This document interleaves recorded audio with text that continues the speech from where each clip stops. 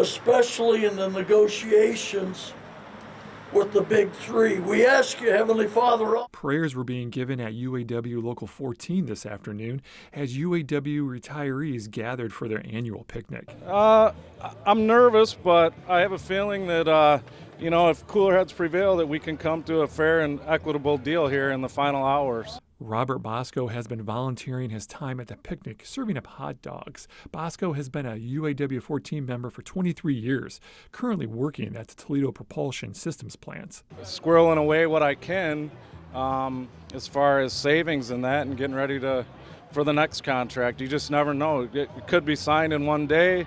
We could be out.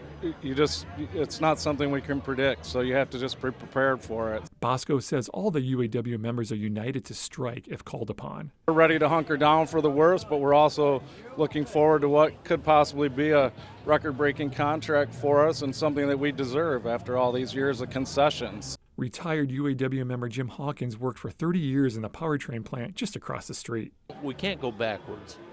If you go backwards, you're losing.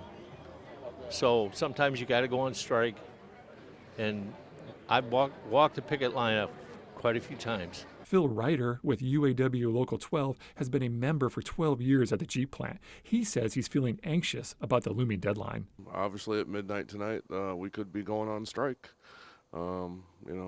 President Fain said last night that they're going to strike select plants if there isn't a deal, and from everything I'm hearing, they're still far off on some key issues. Ryder says his list of concerns is long, starting with inequality. They talk about the tiers. I mean, there's just so many different levels of income, starting with, legacy workers, and then I'm considered in progression. I've been there for almost 10 years.